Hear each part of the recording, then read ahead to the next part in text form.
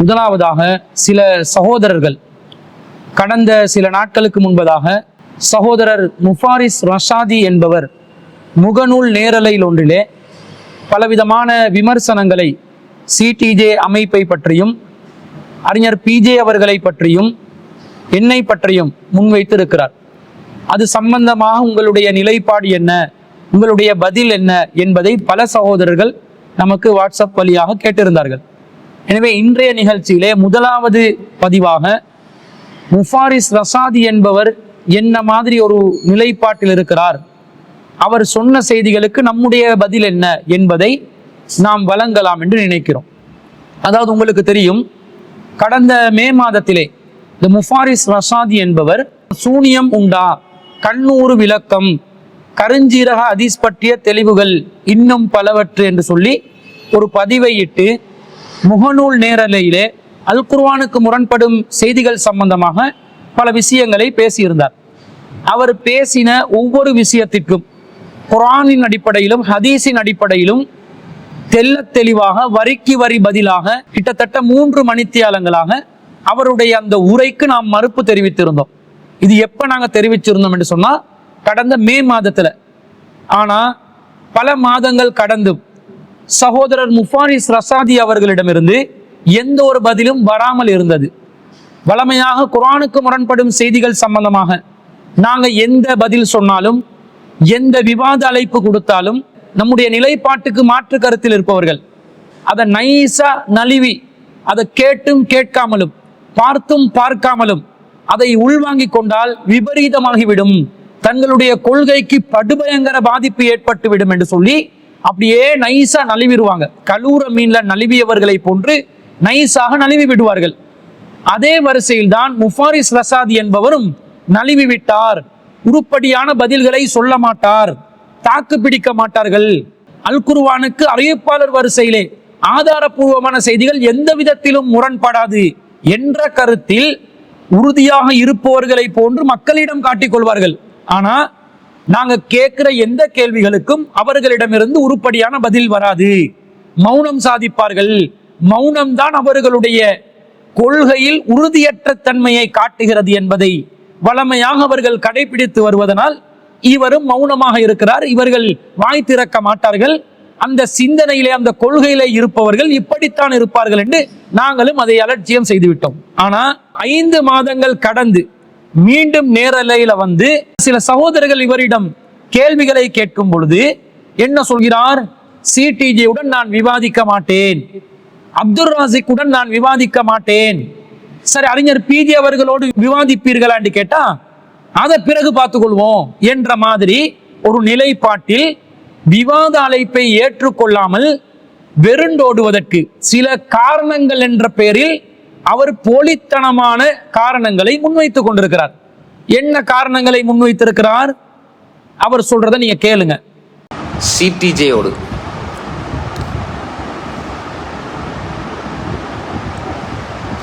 அதுல யார் அறிஞர்கள் இருக்கிறாங்க? அந்த இங்கிலீஷ் எழுத்துல சொல்றீங்க தான், நிஃப்ராஸ், அந்த சிடிஜேன்னு சொல்றீங்க, அதுல யார் அறிஞர்கள் இருக்கிறாங்க? அறிஞர்கள்ட்ட பேரை சொல்லுங்க. அந்த எந்த அறிஞர்? இப்போ உதாரணமா வந்து இப்ப நாங்க குர்ஆன் சுன்னா பேசுறோம், குர்ஆன் சுன்னா பேசுற அறிஞர்கள் நீங்க கிட்ட கேட்டா நாங்க ஒரு பெரிய லிஸ்ட் தருவோம். இப்ப சிடிஜேல உள்ள அறிஞர்கள் யார்? சிடிஜே சார்பாக உங்களுக்கு கொடுக்கப்பட்ட விவாத அழைப்புக்கான உங்கள் பதில் என்ன?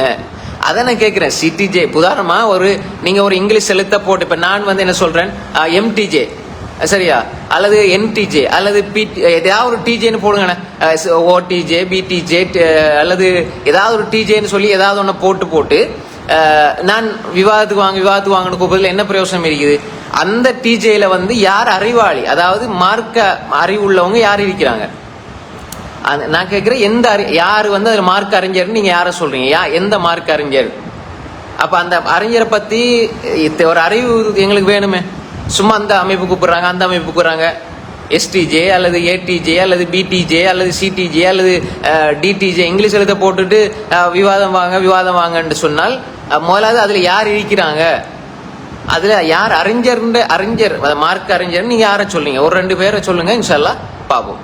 அப்ப எங்கேயோ நீங்க ஒரு மௌலவியா இருந்துகிட்டு அந்த பாமர மனுஷன், அதாவது முதலாவது வந்து குர்ஆன் ஓத தெரியாத ஒரு அடிப்படை ஒரு பேசிக்கா நீங்க படிப்பீங்க, நஹு சரஃப் படிப்பீங்க.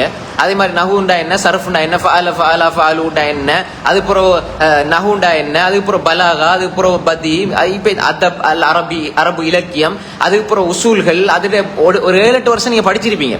அந்த ஒழுங்குமுறை இல்லாம தர்ஜமாவும் தெரியாது, தஃப்சீரும் தெரியாது, ஒரு உசூலும் தெரியாது, அடிப்படை பேசிக் ஒன்றுமே தெரியாது.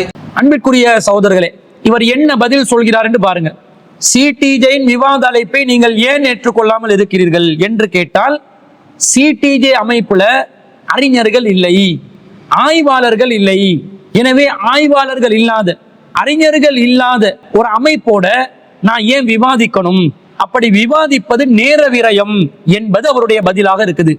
அப்ப இன்னும் சில சகோதரர்கள் கேட்கிறாங்க, சகோதரர் அப்துல் ராசிக் அவர்கள் உங்களை பகிரங்கமா விவாதத்துக்கு கூப்பிடுறாரே, அவரோட விவாதம் பண்ணலாமே என்று கேட்டா, அப்துல் ராசிக்குடன் விவாதிப்பதாக இருந்தா அது அர்த்தம் இல்லை. காரணம், அவருக்கு அரபு தெரியாது, அவருக்கு வந்து குர்ஆன் ஓத தெரியாது, அவருக்கு அம்து செலவாத்த ஓத தெரியாது, ஃபாத்தியா சூரா ஓத தெரியாது என்று சில மமதை பிடித்த, குர்ஆன படிச்சிருக்கிறோம், ஹதீஸ படிச்சிருக்கிறோம், குர்ஆன ஹிஃபுல் செஞ்சிருக்கிறோம், நாங்க மஹ்ரஜ்கள் எல்லாம் நல்ல வெளிப்படுத்துவோம் என்ற மாதிரி நினைச்சு கொண்டு அரபு மமதையில என்ன சொல்கிறார், இவரோடு நான் விவாதிக்க மாட்டேன் என்று சொல்கிறார். 1-2 காரணமா சொல்றாரு. அன்பிற்குரியவர்களே, அவர் சொல்ற காரணங்களை பட்டியல் போடுறேன் பாருங்க. என்ன சொல்கிறார், ஒருவருடன் நாங்கள் விவாதிப்பதாக இருந்தா எதிர் தரப்புல இருக்கக்கூடியவங்க அரபு மொழி தெரிந்திருக்க வேண்டும், நஹ்வு தெரிந்திருக்க வேண்டும், அரபுல சர்ஃப் தெரிந்திருக்க வேண்டும். அரபு மொழியில நஹ்வு தெரியாமல், சர்ஃப் தெரியாமல் அவர்களுடன் விவாதிப்பதில் அர்த்தம் இருக்குதா என்று கேட்கிறார். இன்னும் என்ன பட்டியல் போடுறாரு, பதீஉல் அதபில் அரபியே, அரபு இலக்கணம் இவருக்கு தெரியுமா, பதீஅ தெரியுமா என்று கேட்கிறார். உசூலுல் ஹதீஸ் தெரியுமா, உலூமுல் ஹதீஸ் தெரியுமா, தஃப்சீர் தெரியுமா, தர்ஜுமா தெரியுமா, ஃபிக்ஹ் தெரியுமா, இஸ்திலாஹ் தெரியுமா, ஹபர் தெரியுமா, சஹீஹ் தெரியுமா, லஈஃப் தெரியுமா, லஈஃபுடைய வகைகள் தெரியுமா, முத்ரஜ் என்றா என்னன்னு தெரியுமா, முல்தரப் என்றா என்னன்னு தெரியுமா, முன்கர் என்றா என்னன்னு தெரியுமா, ஷாத் என்றால் என்னன்னு தெரியுமா, ஷுரூத்துல் ஹதீஸ் ஸஹீஹ், ஹதீஸ் ஒன்று சஹீஹ் ஆகுவதற்கு காரணங்களாக இருக்குதே அந்த நிபந்தனைகள் என்னன்னு இவருக்கு தெரியுமா, இத்திசாலு சனது என்றது என்னன்னு தெரியுமா என்று ஒரு பட்டியலே போடுறாரு. என்ன காட்டுறாங்களா, இதெல்லாம் இவருக்கு தெரியும், இவங்களுக்கு தெரியாது. நான் தான் அரபு மாமேதை, நான் தான் அறிஞர்களுக்கெல்லாம் அறிஞன், நான் தான் கிபாருல் உலமா என்று சொல்லி எந்த அளவுக்கு காட்டுறாங்க தெரியுமா? அந்த அரபு மொழிய கொஞ்சம் ஓரளவுக்கு படிச்சுட்டு அந்த படிச்ச மொழியில தாங்களோடு பிறர் விவாதம் செய்யற அளவுக்கு கூட தகுதி இல்லாதவர்கள் என்று இந்த படிப்புல வந்த தலக்கணம் இருக்குதே. அதாவது இப்லீஸுக்கு எந்த தலக்கணம் ஏற்பட்டுச்சோ, அல்லாஹ் தஆலா இப்லீஸை ஏன் வழிகெடுத்தான், அல்லாஹ் தஆலா ஏன் இப்லீஸை விரட்டி அடிச்சான், இப்லீஸ் என்பவன் அன ஹைரும் மின்ஹு, நான் அவரை விட சிறந்தவர் என்று, களிமண்ணால் படைக்கப்பட்ட ஆதம் அலைஹிஸ்ஸலாத்தை விட நான் தான் சிறந்தவர் என்ற ஒரு கிபிரியத்துல, தற்பெருமையில, மமதையில, ஆணவத்துல திரிந்தானே. அதற்காக வேண்டிதான் அல்லாஹ் தஆலா இந்த சன்னிதானத்திலிருந்து நீ வெறுண்டோடு அல்லாஹ் தஆலா விரட்டினான். அல்லாஹ்வுக்கு எது பிடிக்காதோ, அல்லாஹ் எதை வெறுக்கிறானோ, ஒரு மூமினிடம் எது இருக்க கூடாது என்று அல்லாஹ் சொல்கிறானோ அந்த கிபிரியத்தை முழுமையாக போர்த்தி கொண்டு இவங்க என்ன சொல்றாங்களா, நீங்க இந்த விஷயம் எல்லாம் தெரிஞ்சிருந்தா தான் உங்களோட விவாதம் செய்யணும், அப்படி இல்லாட்டி நாங்க விவாதம் செய்ய மாட்டோம் என்று முஃபாரிஸ் ரஷாதி என்பவர் சொல்கிறார். நாங்க என்ன கேட்கிறோம் தெரியுமா, முதல்ல மார்க் அடிப்படையில இது சரியான ஒரு நிலைப்பாடா? ஒருவர் மார்க்கத்தை கற்றறிந்திருக்கிறார், அவர் மார்க்கத்தை பிறருக்கு எத்தி வைக்கிறார். அப்படி எத்தி வைக்கின்ற நேரத்தில் எதிர்த்தரப்பிலிருந்து ஒருவர் மார்க்க அறிவாக இவர் எதை முன்வைக்கிறாரோ அதை எதிர்த்து விமர்சனம் செய்து மறுப்பு பேசி இவருக்கு சவால் விடும் பொழுது என்ன செய்ய சொல்லுது மார்க்கம்? அவரிடம் உங்களுக்கு உசூலுல் ஹதீஸ் தெரியுமா, உலூமுல் ஹதீஸ் தெரியுமா, ஷுரூத்துல் ஹதீஸ் ஸஹீஹ் என்பது உங்களுக்கு தெரியுமா என்று கேட்க சொல்கிறதா, அல்லது சத்தியத்தை நிலைநாட்ட வேண்டும் என்பது ஒரு தாயியுடைய, ஒரு அழைப்பாளருடைய, ஒரு மார்க்கத்தை பேசக்கூடிய ஒருவருடைய கடமையாக இருக்கிறது. எவர் அழைத்தாலும் சத்தியத்தை நிலைநிறுத்துவதற்காக களம் இறங்கி குதித்து சென்று சத்தியத்தை நிலைநாட்ட அந்த வாய்ப்பை பயன்படுத்திக் கொள்வதா. இது மார்க்கத்தினுடைய அடிப்படை. நபிகள் நாயகம் ஸல்லல்லாஹு அலைஹி வஸல்லம் அவர்கள் எதை நமக்கு வழிகாட்டினார்கள்? இதற்கு முன் சென்ற நபிமார்கள் எதை நமக்கு வழிகாட்டினார்கள்? அல்லாஹ் தஆலா திருக்குர்ஆன்ல தெளிவாக சொல்கிறார். நூஹ் அலைஹிஸ்ஸலாம் அவர்கள் மிக பிரம்மாண்டமான காலம் அவருடைய அழைப்பு பணியில் அவர் ஈடுபட்டார்.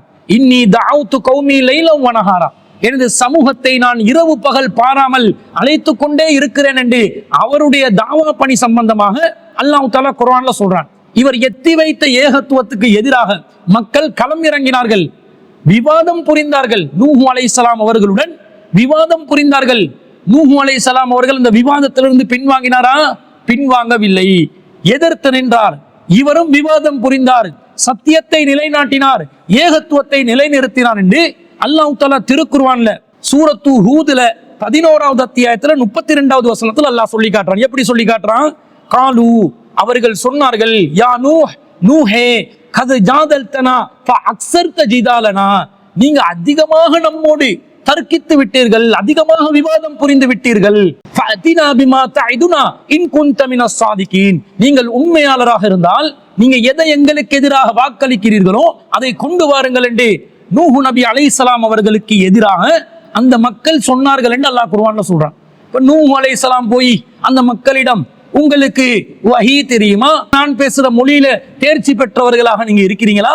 உங்களுக்கு அந்த மொழியில இலக்கணம் தெரியுமா? அந்த மொழியில உள்ள ஷர்த்துக்கள் என்னன்னு தெரியுமா? அது தெரிந்தால் தானே நான் உங்களுடன் விவாதிக்கலாம் என்று விவாதத்தை புறக்கணித்தார்களா? எது வழிமுறை? அல் குர்ஆன் சொல்லக்கூடிய இந்த விவாத அமைப்பு எப்படி வருது? காபிர்களோடு விவாதம் செய்வதை தான் குறிக்கிறது. இப்ராஹிம் நபி அலைஹிஸ்ஸலாம் அவர்களுடைய வாழ்க்கையில ஏகத்துவத்தை நிலைநிறுத்துவதற்காக ஆட்சி அதிகாரம் வழங்கப்பட்ட ஒரு அரசனுடன், ஒரு மன்னனுடன் விவாதம் புரிந்தார்களா இல்லையா? அல்லாஹ் தஆலா திருக்குர்ஆன்ல தெளிவா சொல்கிறான். 2வது அத்தியாயத்துல 258வது வசனத்துல, அலம் தர இலல்லதி ஹாஜ இப்ராஹீம ஃபீ ரப்பிஹி, தன் இறைவன் விஷயத்திலே இப்ராஹிமுடன் ஒருவர் விவாதம் புரிந்தானே, அவனை பற்றி நபியே உங்களுக்கு தெரியுமா என்று அல்லாஹ் கேட்டு, இப்ராஹிம் நபி அலைஹிஸ்ஸலாம் அவர்கள் அல்லாஹ் தான் உயிர்ப்பிப்பான், மரணிக்க செய்வான் என்று சொல்ல, அந்த காஃபிர் நானும் உயிர்ப்பிப்பேன், நானும் மரணிக்க செய்வேன் என்று சொல்ல, இப்ராஹிம் நபி அலைஹிஸ்ஸலாம் அந்த காஃபிரை மடக்கும் விதத்தில் அழகான ஒரு தர்க்கத்தை முன்வைக்கிறார்கள். என்ன சொல்கிறார்கள்?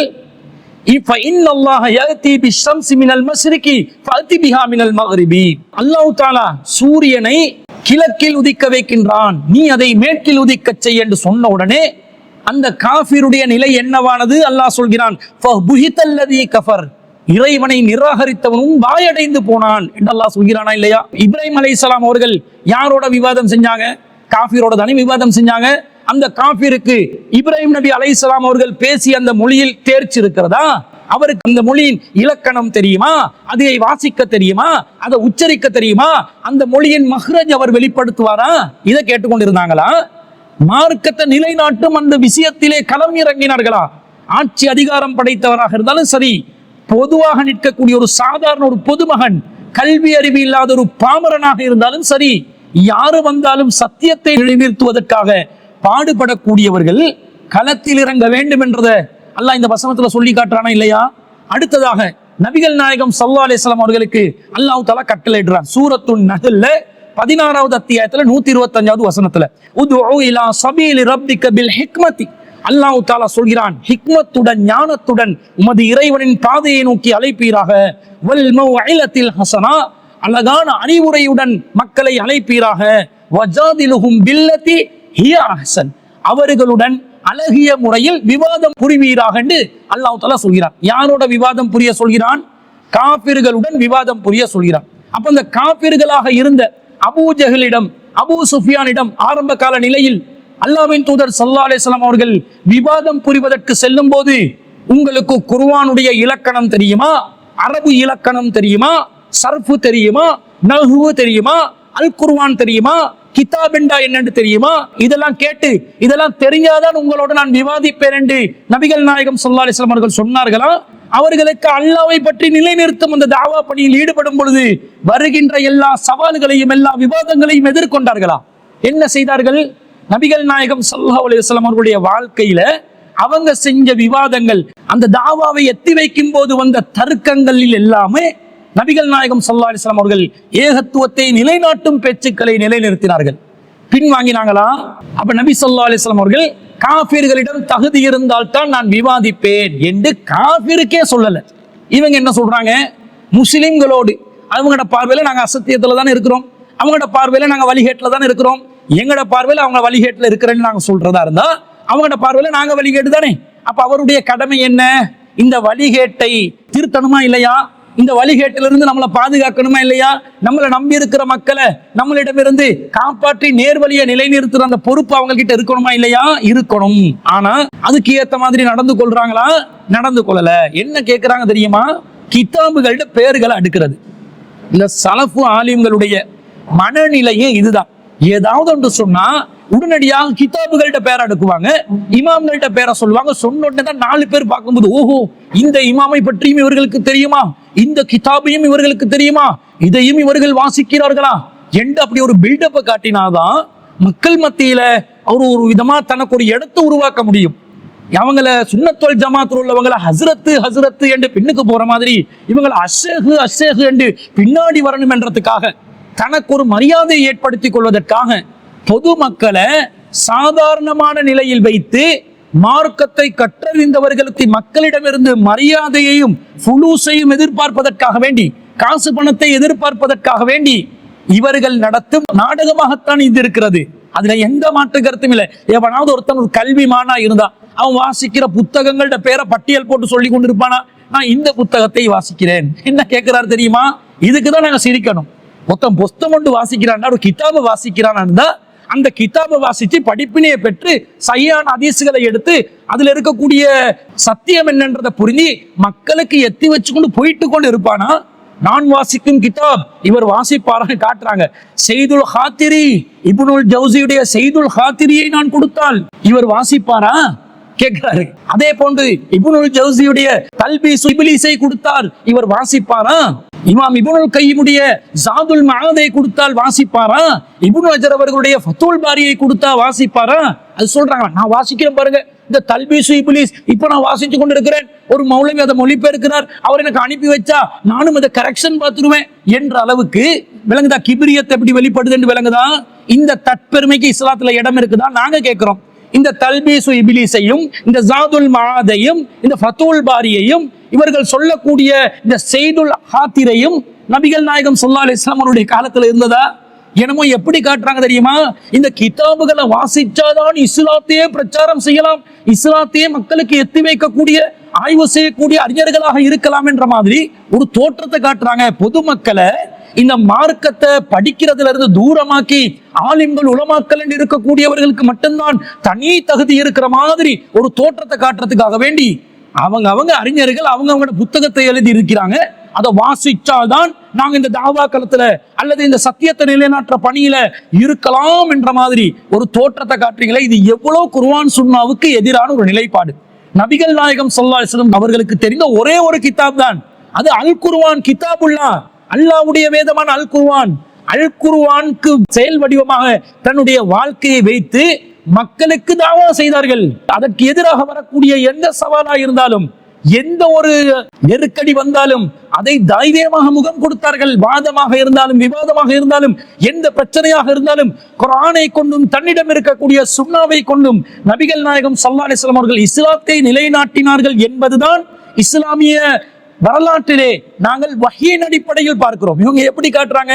பிற்காலத்துல வந்து அறிஞர்கள் எழுதின புத்தகம் எல்லாம் வாசிச்சு முடிச்சாதான் இந்த மார்க்கத்தை ஆய்வு செஞ்சு மக்களுக்கு விளக்கம் சொல்ல முடியும் என்ற மாதிரி ஒரு போலியான தோற்றத்தை காட்டுகிறார்களே தவிர இதுக்கும் மார்க்கத்துக்கும் எந்த சம்பந்தமும் இல்லை. பொதுமக்களை தூரமாக்குற வேலையை தவிர மார்க்கம் இப்படி சிரமப்படுத்தக்கூடிய ஒரு நிலையில் வைக்கவில்லை. அப்போ விவாதம் என்றா என்ன? ஒருத்தர் விவாதத்துக்கு அழைக்கிறார், காஃபிர் ஒருவர் அழைக்கிறார். இந்த காலத்தில் ஒரு காஃபிர் அழைத்தால் அவரை நாங்க கூப்பிட்டு, உங்களுக்கு குர்ஆனை பத்தி நீங்க விவாதம் பண்ண கூப்பிடுறீங்களே, உங்களுக்கு குர்ஆனுடைய தஃசீர் கலை என்னன்னு தெரியுமா, தஜ்வீத் தெரியுமா, மஹ்ரஜ் தெரியுமா, ஃபாத்திஹா சூராவை நீங்கள் அப்படியே தர்த்தீலா ஓதுவீங்களா என்று கேட்டுதான் நாங்க விவாதத்துக்கு போகணுமா? இப்படி கேட்டு அவன் எங்களை நையாண்டி பண்ண மாட்டான், எங்களோட மார்க்கத்தை கேலி கூத்தா பார்க்க மாட்டான். என்னடா உங்களோட வேதமே அசத்தியம் என்று சொல்ல வர்றோம், அதுல இருக்கிற தர்த்தீபு அதுல இருக்கிற மஹ்ரஜ்களை நீ எங்க கிட்ட எதிர்பார்க்கிறாய் என்று கேட்க மாட்டானா? கொஞ்சமாவது ஒரு மூளை இருக்குதா? இப்படிதான் சத்தியம் அசத்தியத்தை நிலைநாட்டுறதா? நபிகள் நாயகம் ஸல்லல்லாஹு அலைஹி வஸல்லம் அவருடைய காலத்துல முசைலமா வந்தான். ரசூலுல்லாஹ்வுக்கு பிறகு தன்னை நபி என்று அறிவிக்க சொன்னான். அதை நபிகள் நாயகம் ஸல்லல்லாஹு அலைஹி வஸல்லம் அவர்கள் முசைலமா என்பவன் ஒரு மடையன், ஒரு பொய்யன், அந்த பொய்யனுக்கு நான் பதில் சொல்ல வேண்டியதில்லை, அவன் அப்படி காலப்போக்கில் இல்லாமல் போய்விடட்டும், அவனை நான் அலட்சியம் செய்கிறேன் என்று இருந்தார்களா? தன்னுடைய ஒரு தோழருடன் முசைலமாவை சந்தித்து, நீ ஒரு பொய்யன் தான் என்பதை நான் உறுதிப்படுத்துறேன், என்னுடைய இந்த கையில இருக்கிற குச்சில ஒரு துண்டையாவது உனக்கு தரமாட்டேன் என்று சத்தியத்தை நிலைநாட்டி வந்தார்களா? என்ன சொல்றீங்க? யாருக்கு நீங்க உருட்டுறீங்க? யாருக்கு நீங்க பந்தா காட்டுறீங்க? யாருக்கு நீங்க ஒரு ஷோ காட்டுறீங்க? இது இந்த மார்க்கம் பேசுவதற்கு தகுதியற்ற ஒரு நிலையாக நாங்கள் பார்க்கிறோம். இப்ப என்ன பஞ்சாயத்து தெரியுமா? விவாதம் செய்ய வருபவர்கள் எந்த தலைப்பில் பேசுகிறார்களோ அது பற்றிய ஞானம் இருந்தால், போதிய ஞானம் இருந்தால் தாராளமாக விவாதிக்கலாம். ஒரு அறிஞராக இருந்து, ஒரு ஆய்வாளராக இருந்து, தஜ்வீதை கரைத்து கொடுத்து, தஃசீரை படித்து, முஹத்திஸாக இருந்து, கிதாபுகளை ஆய்வு செய்து, ஹதீஸ்களோட சுருத்துகள் எல்லாத்தையும் கரைச்சு குடிச்சு அவர் மிக்சர் ஆகி வந்தால் தான் அவரோடு விவாதிப்பேன் என்று சொல்வது இஸ்லாத்துக்கு சம்பந்தம் இல்லாத, இன்னும் சொல்ல போனால் ஒரு கிபிரியத்தான, மமதை பிடித்த, தற்பெருமையின் உச்சத்தை தொட்ட ஒரு நிலைப்பாடாக இருக்கிறது என்பதை நாங்கள் இதன் மூலம் தெரிவித்துக் கொள்கிறேன். அதே நேரத்தில் இப்ப அவருடைய என்ன பஞ்சாயத்து? சிடிஜேயுடன் விவாதத்துக்கு வருவதாக இருந்தால் சிடிஜேயில் மார்க் அறிஞர்கள் இருக்க வேண்டும், ஆய்வாளர்கள் இருக்க வேண்டும், உசூலுல் ஹதீஸ் தெரிய வேண்டும், உலூமுல் ஹதீஸ் தெரிய வேண்டும், தஃசீர் தெரிய வேண்டும், தஜ்வீத் தெரிய வேண்டும், மஹ்ரஜ் வெளிப்பட வேண்டும், அவர்களுடைய திலாவத்துகள் தர்த்தீலாக இருக்க வேண்டும், அவர்களுக்கு ஹதீஸ் கலையில பாரிய ஒரு ஞானம் இஸ்திலாக இருக்க வேண்டும். நம்ம வார்த்தையை சொன்னெல்லாம் பயந்துட்டோம் நாங்க. இதெல்லாம் இருந்தா தான் இவங்களோட விவாதம் பண்ணணும் என்று சொல்றீங்களே. நாங்க உங்களுக்கு சொல்கிறோம், சவால் விடுகிறோம். ஒருவருடன் விவாதம் செய்வதாக இருந்தால், இந்த விஷயங்கள்ல அவர் தகுதி பெற்றவராக இருந்தால், தேர்ச்சி பெற்றவராக இருந்தால் மாத்திரம்தான் அவருடன் விவாதம் செய்ய வேண்டும் என்று நீங்கள் சொல்கிறீர்கள். அதை நாங்கள் மறுக்கிறோம். அது தவறான கருத்து என்று சொல்கிறோம். இப்ப நம்முடைய விவாத தலைப்பாக எது மாறுது? ஒருவர் விவாதம் செய்வதற்கு தகுதியானவரா இல்லையா என்பதை எதை வைத்து தீர்மானிக்க வேண்டும் என்பது நம்முடைய விவாத தலைப்பாக மாறிவிடுகிறது. இப்ப நீங்க வரணும் இந்த விவாதத்துக்கு. என்ன விவாதம்? விவாதம் செய்வதற்கு தகுதியானவர்களை எப்படி நாங்கள் தீர்மானிப்பது, எதை அடிப்படையாக கொண்டு தீர்மானிப்பது, முஃபாரிஸ் ரஷாதியுடைய நிலைப்பாடு சரியா பிழையா என்பதை ஒரு தலைப்பாக வச்சு உங்களை விவாதிப்பதற்கு நாங்கள் அழைக்கின்றோம். இந்த விவாதத்துக்கு நீங்க எங்கள்கிட்ட திரும்ப அரபு தெரியுமா, ஞானம் தெரியுமா, விஞ்ஞானம் தெரியுமா, புலியானம் தெரியுமான்னு கேட்க முடியாது. இந்த தலைப்பில் விவாதிப்பதாக இருந்தால் எந்த நிபந்தனையும் இல்லாமல் விவாதம் செய்வதற்கு எது தகுதி என்பதை நிரூர கடமை உங்ககிட்ட இருக்குது. நீங்க சொல்லிட்டீங்க விவாதம் செய்வதாக இந்த தகுதி இருக்கணும் என்று. அதை நிறுவுவதற்காக வேண்டி நீங்கள் விவாதத்திற்கு வர வேண்டும். முதலாவதாக இது சம்பந்தமாக விவாதிப்பதற்கு முஃபாரிஸ் ரஷாதி அவர்களை நாங்கள் அன்புடன் அழைக்கின்றோம். இன்ஷா அல்லாஹ் வரக்கூடிய 29ஆம் திகதி புதன்கிழமை காலை 10 மணிக்கு இன்ஷா அல்லாஹ் சிடிஜே தலைமையகத்தில் குறித்த விவாத ஒப்பந்தத்தை நாங்கள் வைத்துக் கொள்வோம். உங்களுக்கு இந்த தேதியில ஏதாவது மாற்று கருத்து இருந்தா, நேரத்துல மாற்று கருத்து இருந்தா, அல்லது இடத்துல மாற்று கருத்து இருந்தா அதை முன்கூட்டி அறிவிக்கலாம். ஆனால் கண்டிப்பாக இந்த வரக்கூடிய சனிக்கிழமை, அதாவது 25ஆம் திகதி இரவு 12 மணிக்குள்ளே அதை எங்களுடைய ஜமாத்தின் தலைவருடைய வாட்ஸ்அப் இலக்கத்திற்கு உங்களுடைய தகவலை அல்லது போன் நம்பருக்கு தொடர்பு கொண்டு உங்களுடைய தகவல்களை நீங்கள் எத்தி வைக்க வேண்டும். அந்த விவாதத்திற்கு நீங்கள் வரவில்லை என்றால் இவரும் பழைய குருடி கதவ தொரடி, இவரும் பழமையான ஆள் தான், இவருக்கும் சக்தி இல்லை, இவரும் வாய்ச்சவடால் விடுபவர் தான், இவருக்கும் விவாத திறன் இல்லாதவர், இவர் தான் கொண்ட கொள்கையில் தடுமாறி கொண்டிருக்கிறார், இவருக்கு திராணி இல்லை என்ற ஒரு முடிவை நாங்கள் எடுத்து எதிர்வரக்கூடிய 30ஆம் திகதி இன்ஷா அல்லாஹ் இவர் 18ஆம் திகதி என்ன விஷயங்களை எல்லாம் முகநூல் நேரலையில் முன்வைத்தாரோ ஒவ்வொன்றுக்கும் வரிக்கு வரி பதில் இன்ஷா அல்லாஹ் சிலோன் தௌஹீத் ஜமாத் சார்பாக வழங்கப்படும் என்பதை இதன் மூலம் நாங்கள் தெரிவித்துக் கொள்கிறோம். பொதுமக்களே கவனமா இருங்க. இவங்க உங்களை திசை திருப்புறாங்க. எப்படி திசை திருப்புறாங்க? என்னமோ ஒரு நிபந்தனையை காட்டி அதுல இவங்க இல்லை அதனால விவாதிக்க மாட்டோம் அப்படி நைஸா நழுவுறாங்க. இந்த மாதிரி நைஸா நழுவுறவங்களை நீங்க விடாதீங்க, அப்படியே பிடிங்க. இவங்களுக்கு முகநூல் வழியாக இவங்க இப்ப வாய்ச்சவடால் விட்டு கொண்டிருக்கக்கூடிய இந்த நிழல் வீரர்களை நிஜ வீரர்களாக களத்திற்கு கொண்டு வரும் பொறுப்பு உங்களை சேர்ந்தது. இவரை விட்டுறாதீங்க. கண்டிப்பாக சிலோன் தௌஹீத் ஜமாத்துடன் இந்த விவாதத்துக்கு, எந்த விவாதம், விவாதிப்பதற்குரிய தகுதிகள் என்ன, முஃபாரிஸ் ரசாதி சொல்லக்கூடிய தகுதிகள் ஏற்புடையதா இல்லையா? இதான் தலைப்பு. இந்த தலைப்பில் விவாதம் செய்வதற்கு அவரை அழைத்து நீங்கள் வர வேண்டும். அந்த பொறுப்பு பொதுமக்களுடைய கையில் நாங்கள் விடுக்கிறோம். என்ன நைசா நலிவி ஓடிடுவாங்க. இவங்க இலங்கை தாவா களத்துல எதையும் செய்ததில்லை. அரபு மொழியில மமதையுடன் ஆடுபவர்கள் கடந்த காலங்கள் இந்த தாவா களத்துல என்ன எல்லாம் நடந்துச்சோ அது எல்லாத்திலையும் அப்படியே ஒளிஞ்சி ஓடி மறைஞ்சி புறமுதுகு காட்டி இருந்து நாங்க 11 வருஷம் இந்த துறையில அப்படியே உருண்டு பிறண்டோம் என்றாங்க. தம்பி, நாங்க 24 வருஷமா இந்த துறையில உருண்டு பிறண்டு கொண்டிருக்கிறோம். கொஞ்சம் ஓரமா போயிட்டு தான் நீங்க விளையாடணும். நாங்க 24 வருடங்களாக இந்த தாவா களத்திலே உருண்டு பிறண்டு கொண்டுதான் இருக்கிறோம். எங்களுக்கு தெரியும் எந்த படியில கால வைக்கணும், எந்த இடத்துல கால வைக்க கூடாது என்று நாங்கள் அறிந்து வைத்திருக்கிறோம். அல்லாஹ்வுடைய அருளால் இந்த தாவா களம் என்பது ரியால்களுக்காக செய்கின்ற தாவா களம் அல்ல.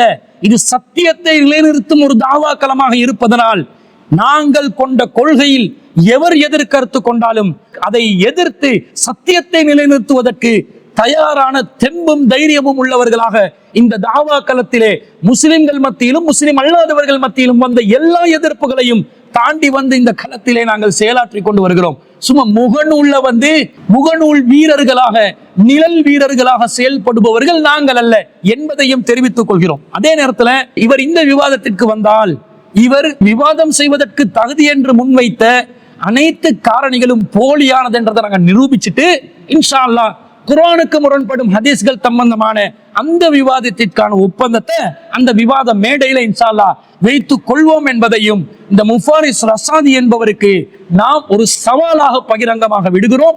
அதே நேரத்தில் பொதுமக்கள் நீங்கள் அனைவரும் இவரை அழைத்து வரும் காரியத்தில் மும்முரமாக ஈடுபடுங்கள் என்பதை கூறிக்கொண்டு இந்த விஷயத்துல இவருடைய இந்த விவாதம் சம்பந்தமாக இவர் சொன்ன விஷயங்களுக்கு ஜமாத் சார்பாக என்ன பதில் என்பதை நாங்கள் பதிவு செய்து கொள்கிறோம்.